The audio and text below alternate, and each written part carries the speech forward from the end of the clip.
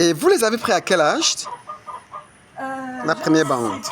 C'était vraiment, elles étaient prêtes à pondre quand je les ai achetées. Ah, comme celle-ci. Ouais, voilà. Celle-ci, c'est une poule prête à pondre. Ouais. Et c'est à Monsieur Lopez que vous en avez acheté ou bien à son épouse? Ah, lui-même. Directement. Ok. Et il vous avait montré des techniques qui permettent de savoir qu'une poule est prête à pondre? Non, en fait, il m'a juste. Moi, j'y connaissais rien sur le poulet. J'ai appris énormément. Oui. Et en fait, c'est ce que je dis, moi, c'est devenu une passion. En fait, là, je veux absolument trouver un terrain, faire de l'élevage pour faire des œufs et Oui, tout. oui. Et donc, du coup, moi, il m'a dit voilà, les poules sont prêtes à pondre. De toute façon, là, vous allez avoir des œufs. Donc, on a attendu quelques jours avec le stress du voyage. C'est ça. Et puis, effectivement, les œufs sont venus directement. Tout de suite. Ça va être exactement la même chose avec celle-ci. D'accord. Parce qu'avec la variété de poules que nous avons, elles entrent en ponte avec un poids d'environ 2 kg. D'accord. 2 kg, 2,2 kg. Elles entrent en ponte à partir de 20 semaines, donc au de 5 mois par là. Et ça, c'est le cas. Et il y a des petits gestes qui permettent d'identifier si une poule est prête à pondre aussi. Là, par exemple, quand je vais vers une poule et que je pose, lorsqu'elle s'accroupit comme si elle s'est laissée pour donner, comme si elle se donnait à un coq, ça voudrait dire qu'elle est prête à pondre. Ça, c'est les petits gestes qui permettent de déterminer si une poule est prête à pondre. Après, ce qu'on m'a dit aussi, c'est quand elle respire comme ça, bec ouvert aussi, souvent ça veut dire qu'elle a. Oui, effectivement. Pondre aussi. Exactement. Donc, maintenant, je suis content. Avec le stress, effectivement, au bout de quelques jours, celle-ci également commencera à pondre. D'accord.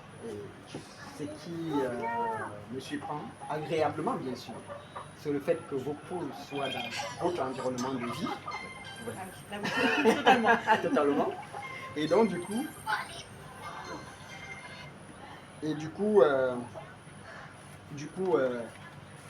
c'est pas le cas à la ferme. Oui. À la ferme, ils sont dans un endroit clos, chaque matin on leur donne à manger et tout. Et je me rends compte que vos poules s'adaptent très bien à votre environnement. Très très bien. Alors c'est vrai qu'au début justement, comme on leur donne aussi les restes de table, on leur donne tout ça. Donc au début elles mangeaient vraiment que les graines. Oui. Et puis petit à petit on les a habituées. Et là, bon, on se chez ça, en fait. On voulait vraiment des œufs de plein air, Oui. bio. Et en fait, bon, c'est parti du constat que moi, quand on arrive à voilà, je me suis dit, non, mais les œufs, là, pour moi, ça va pas. Oui. J'arrivais pas à faire des gâteaux avec parce que du coup, les blancs, en fait, n'étaient pas assez fermes. Okay. Le jaune, je le trouvais pas assez jaune. Je mangeais les œufs le matin, je trouvais que ça manquait de goût. Exactement. Je suis même allée dans les restaurants où j'ai vu que les gens commandaient des omelettes le matin. Oui. J'ai vu que les œufs, les omelettes sont blanches, quoi. Et je me dis, non, là, c'est pas possible. Oui. Donc j'en ai discuté justement à la dame qui me vendait des poulets pour la viande. Oui. Elle m'a dit, mais contactez M. Lopez, lui, il va vous aider. Donc du coup, je l'ai contacté, effectivement, donc il m'a livré les poules et depuis, on voit la différence. On casse un œuf acheté en marché et un œuf de la maison, Okay. on voit tout de suite la différence. Ah, si je comprends bien, vous avez eu le contact de M. Lopez à travers une dame Voilà. qui le connaissait. Exactement. Ok, ça c'est formidable, puisque la majeure partie de nos clients nous connaissent bien Facebook. D'accord. Donc, ça fait déjà une cliente qu'on a eue de bouche à oreille. Exactement. C'est important ça. pour nous. Et maintenant, je suppose que quand vous avez mangé ces œufs, vous avez senti une très très grande différence. En termes de goût, Oui. alors ça c'est sûr qu'il y a vraiment une grande différence. Et même au niveau de la couleur, c'est que le jaune est vraiment très jaune.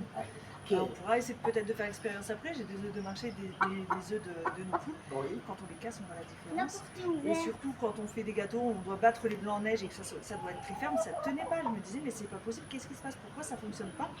Et en fait, je pense que moi, je me dis que c'est peut-être la fraîcheur ou je sais pas, mais en tout cas, la qualité là, maintenant, elle est là.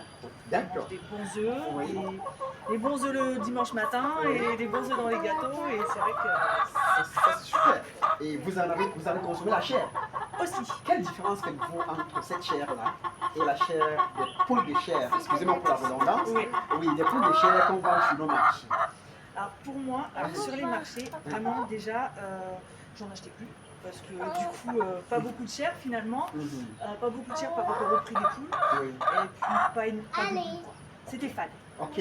Donc c'est pour ça que j'ai commencé à acheter chez une dame effectivement qui fait elle de l'élevage. Exactement.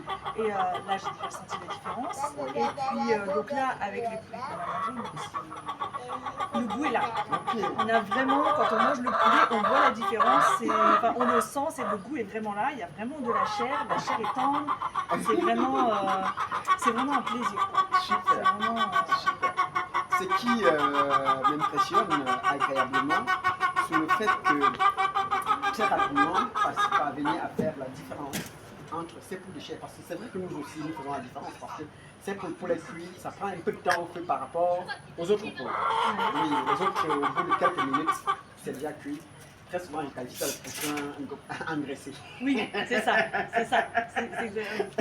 Je l'ai qualifié de poussin engraissé. Ouais, c'est vrai. Par contre, là, c'est le vrai poulet en c'est réalité. Ah oui. Et autre chose, vous êtes en voie de devenir quasiment autonome sur votre propre production. Exactement. Puisque vous-même produisez vos propres poussins. Voilà, je produis mes propres poussins, donc on a du coup fait la chair, on fait aussi le fromage. Oui. Là, on a testé tous les usages. Ok, Vraiment, ça c'est formidable. Et vous me dites que vous aviez fait fabriquer l'incubateur parce que vous ne saviez pas si c'est pour pouvoir trouver. voilà. Alors, ce qui s'est passé justement, c'est que nous, on a eu envie de faire les poussins pour les enfants notamment, Oui. et puis même pour moi, tout simplement. Et donc, j'ai fait fabriquer un incubateur. Alors là, ça a été très compliqué parce qu'en fait, avec les soucis d'électricité, l'incubateur a brillé après 3 jours. Oh là là. Donc, on a pris une lampe chauffante, des bols d'eau, on s'est débrouillé comme on pouvait. Le monsieur qui nous a vendu l'incubateur nous a énormément aidé. Bon, les œufs sont même passés, je vais vous dire, de 28 à 42 degrés. On s'est dit que c'était la cata. On a réussi à en avoir quand même. On en a eu 3. Ok. Et au même moment, la coup de chance, 2 poules se mettent à couver. Ok. Donc on s'est dit, ok, on n'avait pas de coque, donc les œufs n'étaient pas fécondés. J'ai retiré les œufs, j'ai mis 4 œufs à chaque poule. Ok. Elles les ont coulés jusqu'au bout. Ok. Elles ont fait leur poussin. Super. Et donc là, c'était vraiment le coup de chance. C'est-à-dire qu'au moment où on a commandé les œufs fécondés, et les poules se sont mises à couler. Ça c'est formidable. Ce qui me surprend, tout le temps, nos clients nous demandent régulièrement est-ce que la race que vous avez mis sur pied, est-ce que cette race-là c'est pour la trouver?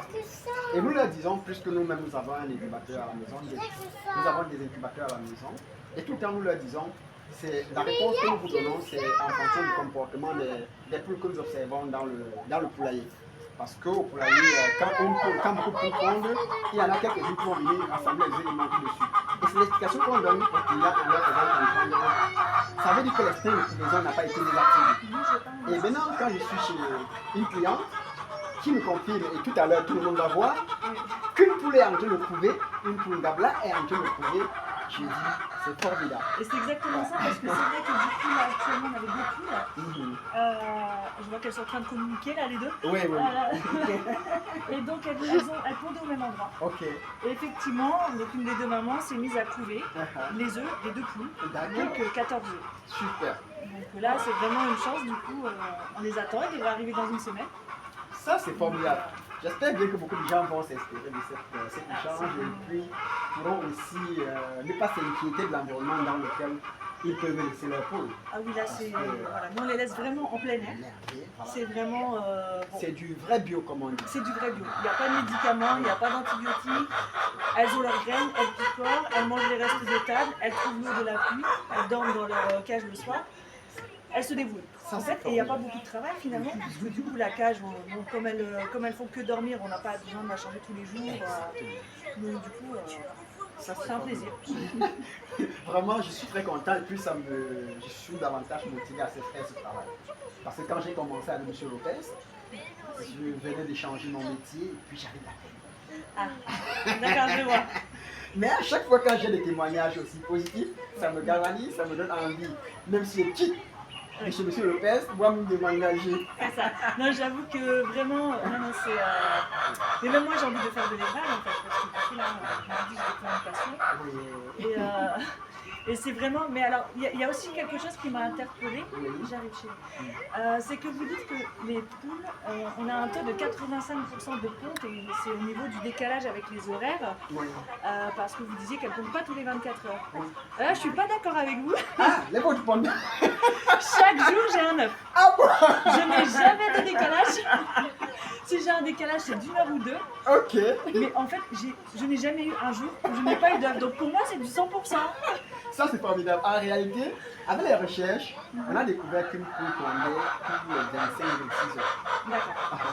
Et c'est sur la base de cela que nous disons, chez nous aussi, nous sommes aussi dans ce ratio-là. D'accord. Ah, d'accord. Attention. Aïe. Non, mais Attention, j'espère je que... parle au monsieur, donc si tu n'es pas content, tu t'en vas, mais tu arrêtes ça. T'arrêtes de parler fort. Non, c'est pas ça qu'il faut à la maison. Sinon, tu rentres. C'est pas cassé? Non, pas du tout. Heureusement, la vidéo continue, c'est pas un problème. Ok. T'arrêtes de parler fort. C'est compris. Je vais la mettre à la maison. j'arrête. D'accord. Non, non, non.